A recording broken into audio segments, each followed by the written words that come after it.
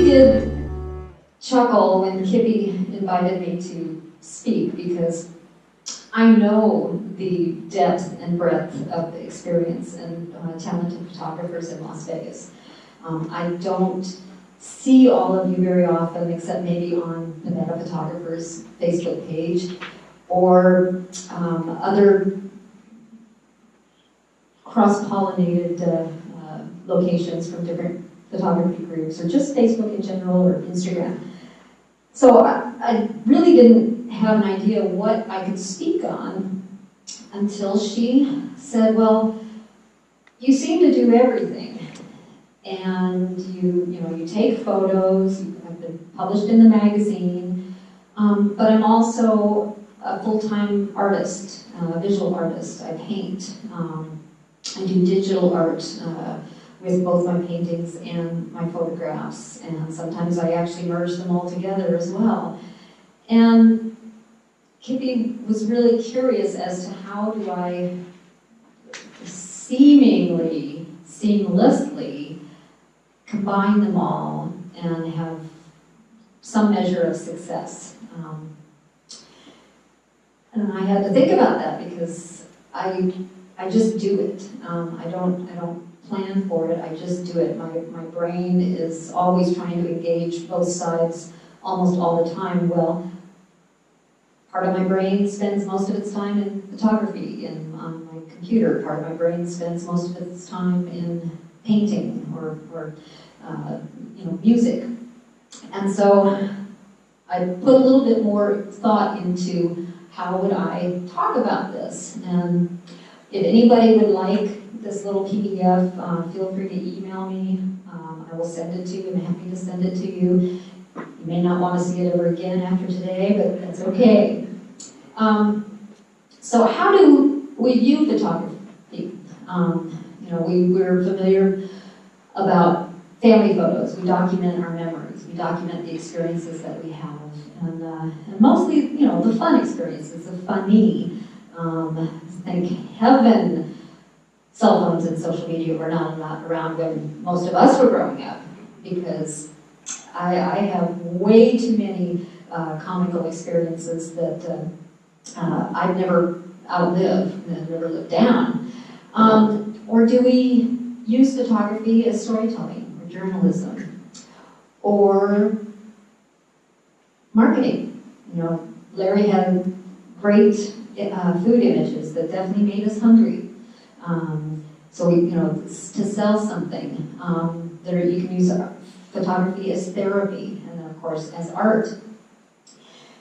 And so when I'm thinking about photography, I tend to think about all these things. I love to do almost everything. But then on the flip side, how do we look at how other art relates to photography? How does photography inform? So rather than read through all of these, because I'm going to go through them down below, I'm going to use this handy-dandy mechanized thing and get through there. Okay. And I know somebody else had asked early on, who's from north of Tonopah? Okay, so thank you all for coming down here. In Vegas, we are aware that there are photographers elsewhere in the state, so it's nice to have faces. And I hope we can kind of connect a little bit more. I know we do that a lot on Facebook as well, but most of you I've met for the first time in person today, so I hope that continues. So, who would consider themselves a photojournalist?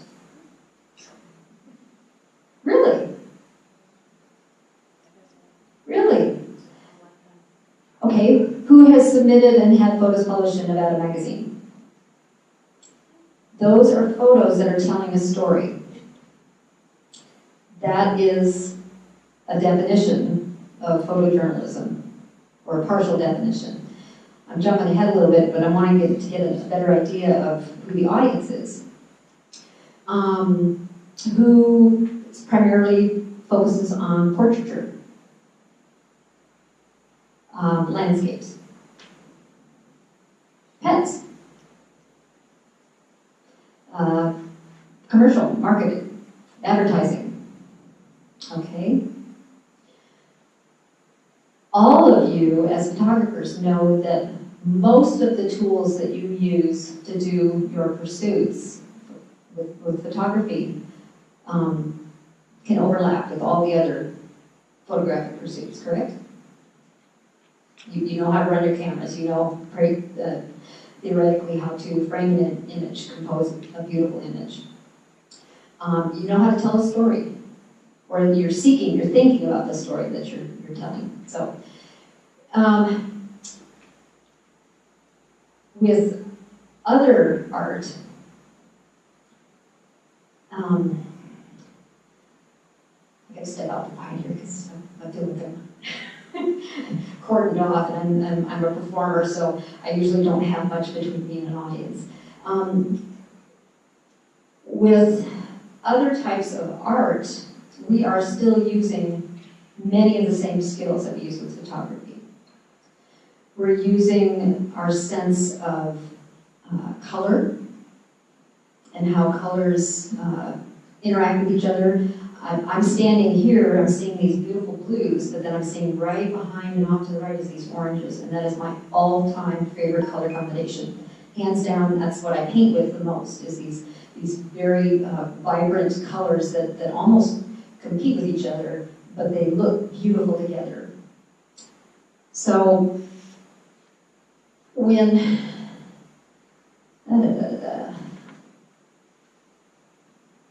oh, I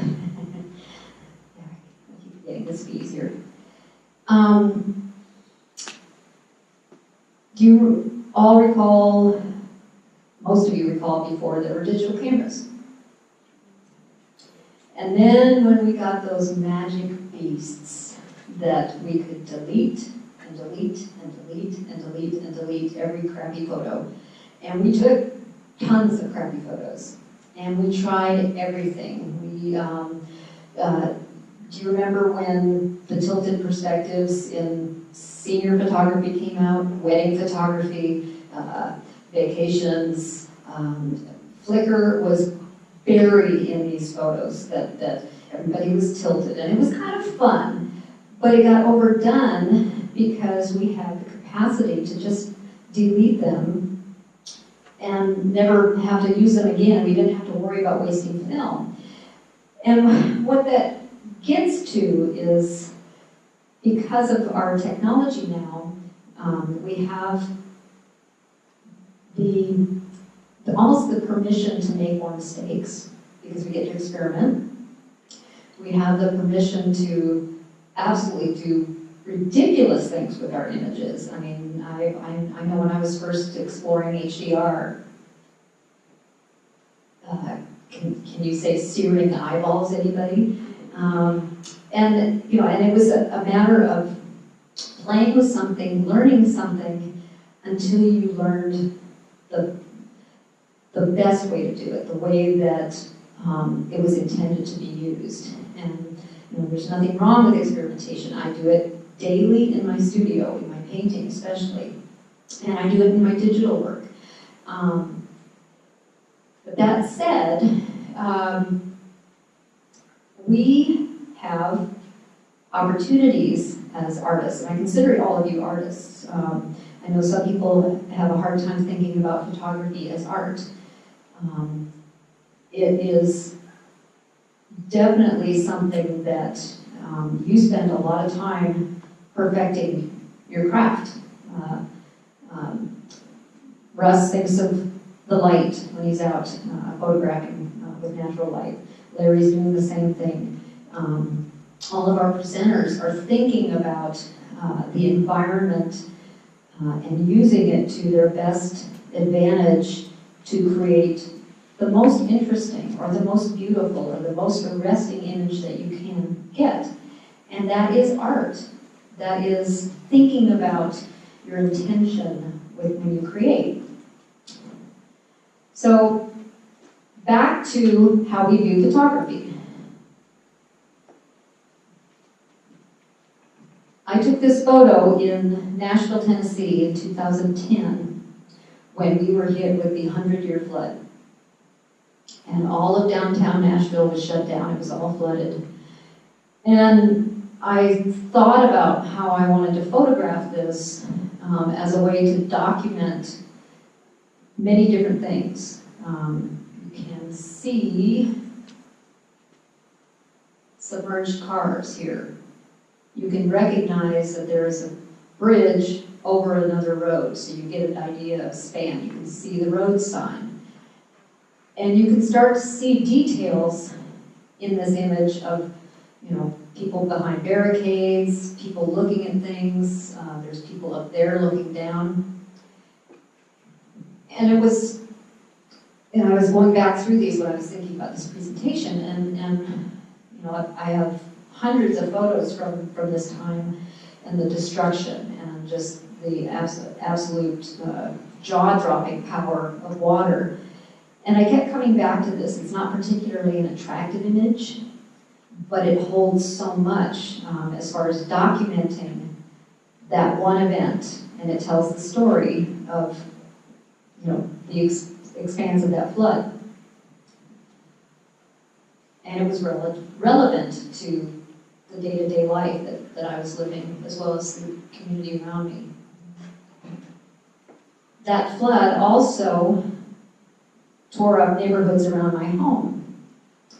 But when I took this photo, I was actually documenting my neighbor, Miss Vera, across the street, being interviewed by the Tennessean. And her home had been filled with mud, filled with water.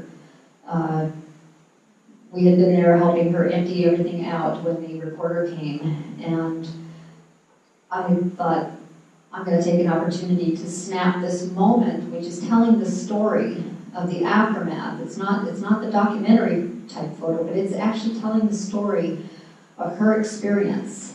And it was a remarkable moment thinking about what she's been through, and still seeing the slight smile on her face, the slight, she's still, you know, very religious woman, was still praising Jesus, and, you know, thanking everybody who was coming to help her. She was more worried about us and what we were going to be encountering than she was that her home had just been destroyed.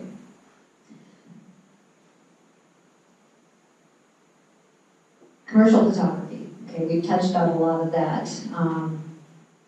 I have had the opportunity to be hired as a commercial photographer for certain companies that photographed a social pizza for a company. But commercial photography, when you look at Wikipedia's definitions, landscape, wildlife are typically included alongside food, crime scene, wedding, and I did intentionally write insert jokes here because somebody said, oh, a wedding could be a crime scene. I'm like, no, please, no. And portrait photographers. And, you know, when I first started taking portraits many years ago, I was like, okay, well, I kind of understand that, you know, that's kind of commercial because I'm getting paid for it, but I didn't think of it in terms of advertising or marketing. And so I photographed an event. This is a ballerina friend of mine who does these sweet little Teatro Grande events out in Tacoma in Shoshone in California. And really crappy lighting. It's not the sharpest image. My ISO is set really high, but it's still a commercial type image because of its impact and its use now for her that she uses for her promotion. Therapy photography. Not a lot of people talk about therapy photography. We think about art therapy, we think about music therapy, but photography has also been used for therapy. It's a way for us to maybe speak about things with a different voice than what we can with our mouths. Sometimes our subconscious prevents us from sharing traumatic experiences, but we can create an image that maybe will bring a story to life about some darker things. Some people may recognize this room. Anybody in here recognize this room? This is from St. Mary's in Virginia City, the Art Center. It's their attic room.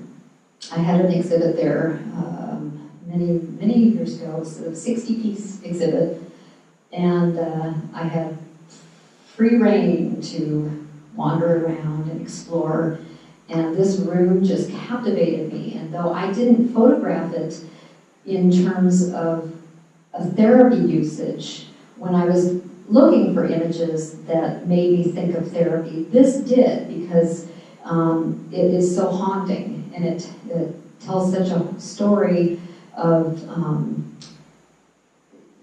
there's a mystery there. And so that's why I thought about this, to be able to be used for a therapeutic type thing. And then fine art photography. How many people here consider themselves to be fine art photographers? Really? Okay. So let me read you this first sentence. Fine art photography is photography created in accordance with the vision of the artist as photographer, using photography as a medium to bring something to life that only lives in the artist's mind. So how many of you have seen images in your mind and then gone out to create them? Okay, see, there's a few more numbers there. I'm glad to see that. That qualifies you as an artist. You have a vision. You're not just snapping pictures willy-nilly. You are thinking about them. You're creating them. You're sometimes haunted by them. You will get up at 3 o'clock in the morning to go find that image that you know is going to be there, or something similar. That is the mind and soul of an artist.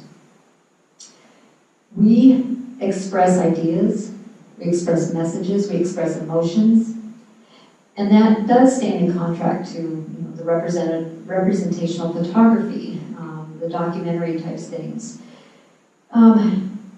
So this image is actually, I shoot a lot in infrared, and I created a mask that I then shot.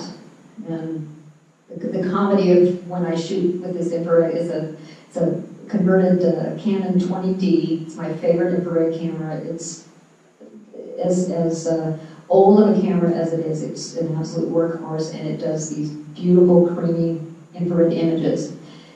But it doesn't have a flip-up viewfinder. I'm usually holding it handheld because of the light that I am actually moving around while I'm photographing. And so anyway, that's more of a side note. Okay. How does photography inform other types of art, such as film, visual arts, and performance art? Any thoughts?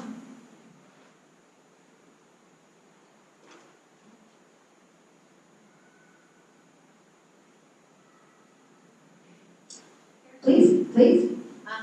Sometimes I'll see photography and it'll give me ideas on things to paint, or I can look at it as references to different, animals or things like that. Inspiration. Absolutely. When I think of, have any of you ever been on a film set? Okay, that's good. So you've seen, well, maybe you have, but hopefully you have seen the cinematographers and even the director referring to still images of a scene that they're trying to shoot, and they're correcting light, they're using scrims, they're moving things around, they're changing the camera angle, perspective, all these things, and that is because the director and the cinematographer have a vision for that scene, and until they think about it and they're looking at it on a still frame, they may not be able to bring it as accurately to life on the set. And so it's absolutely critical to films And your name was Melanie? Okay, sorry, Melanie, I was like, I have to remember. And Melanie brought up reference for visual art, for painting, for sketching. I absolutely, though I'm not a representational artist, I will have an image that I just absolutely love the color combinations of, or the abstracted shapes of. And while I won't directly copy it, it will inform how I will begin a painting. What about musicians and performers? Is anybody a musician here, or a performer, or singer? Now that's surprising. Closet shower singers? Okay, yay, all right. You know, that's good. Who here has seen a music video? Okay. Who here has been to a concert? Have you been to concerts where there's been projection and photographic displays behind that? Okay, so you know, there's hand-in-hand relationship between photography and other types of art. And how do other types of art inform photography, inform how we approach it? Yes?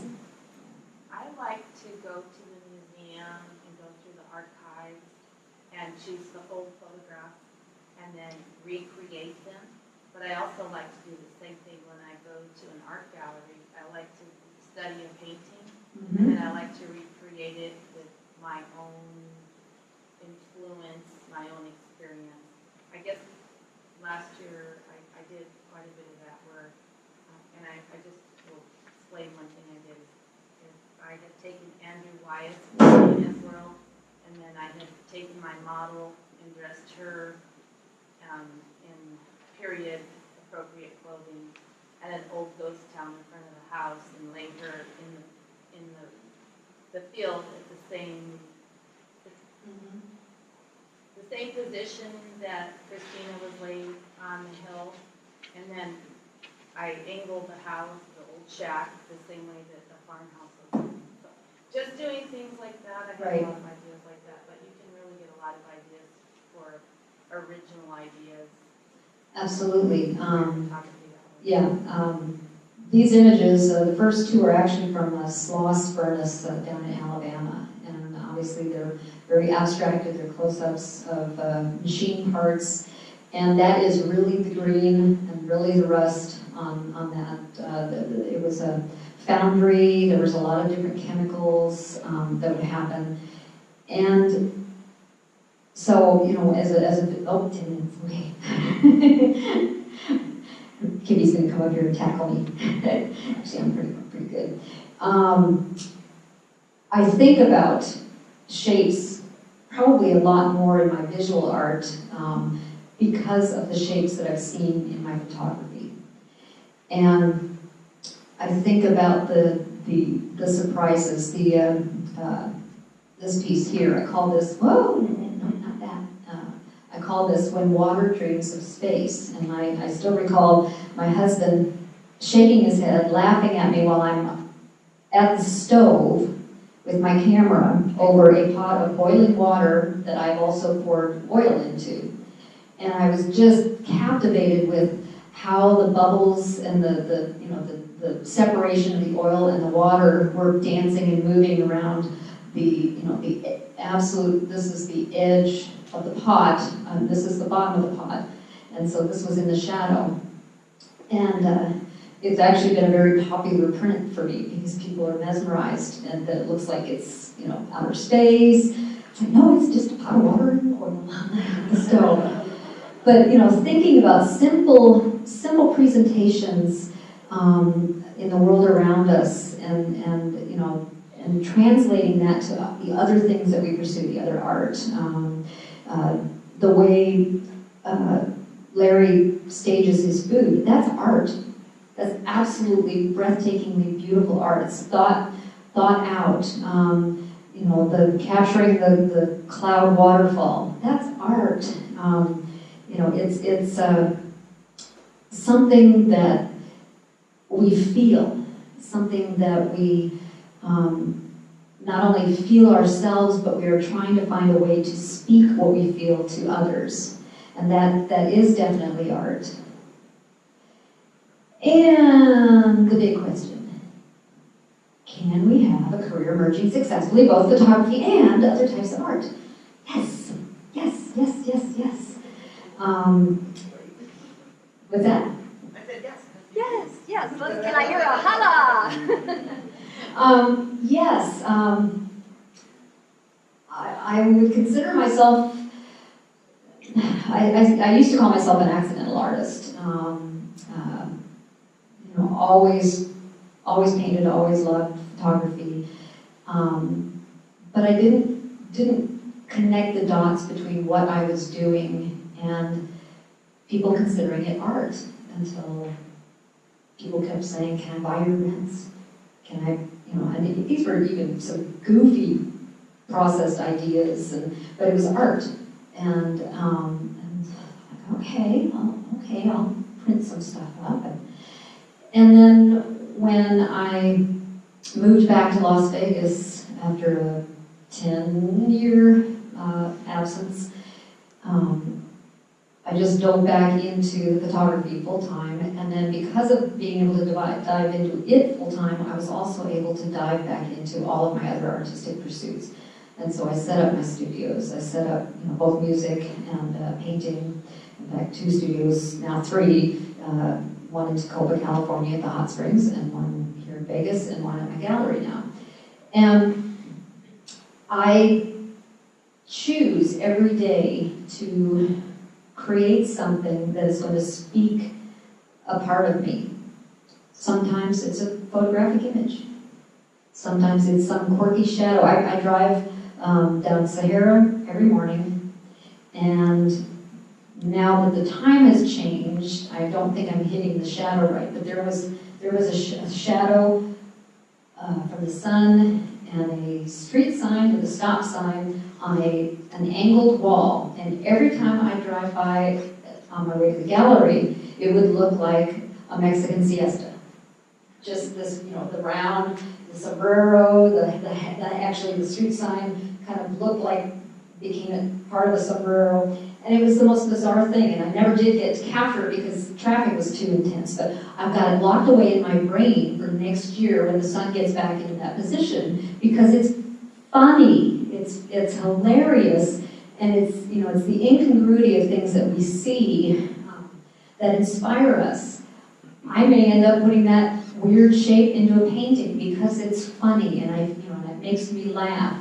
I find that the funny things that I put into my paintings, even though they're abstracted, people feel. I kid you not, every single day somebody feels something that I've painted, even though it's not listing it out what it is. And so that's what happens with photography as well. And so challenges, there are challenges. Marketing. How do we market all of our talents? Usually not at the same time. Know your audience. Think of who you are selling to. You're not going to be selling your breads to a meat restaurant, unless they're also serving lots of good breads. Or you're not going to be selling your meat photos to a vegan restaurant. Know your audience. So with that in mind, I've got separate websites. I've got a photography website. I've got a fine art website. Are there links to both bridging? Yes. But does my photography website feature my paintings? No. It just says, for more of Nancy's work. Or does my, the Nancy Good Art website, photography, it has a link for more stuff. Same with social media. I've got a Facebook page for my photography. I've got a Facebook page for my paintings. I've kind of combined them both on Instagram, maximizing my followers. But you can still have the separations, and you will find that people who like what you do in one aspect of your life want to know what you're doing in the other aspect. I've got people that were fans of my music that now come to all my gallery events because they want to see what's happening with the gallery. Or, it's not even my own art, they just want to come and have a good time. And vice versa. So trust that you have a story to tell that is uniquely yours, is in your own voice, and it doesn't have to be a perfect voice in one medium or another right out of the gate, but take time to follow a passion, take time to see if there's something else you might want to be known for as a legacy maybe. And then,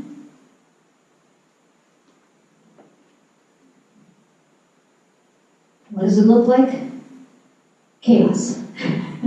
2 minutes. Well, I'm on the last page. So it is always growing, it's dynamic. This image is, you recognize the mask and the hand position from the previous infrared photo? That mask I'm wearing, but I've superimposed one of my paintings over the top of it. So it now looks as though it has been painted, even though it has not been. And so this is some of the digital work I do. I also do massive, what I call tapestries, but they're digital prints on fabric of my Burning Man experience. And there's so many things that we get to share about our lives that you should be excited about, that you should find whatever voice that you can to express it. And thank you very much for having me.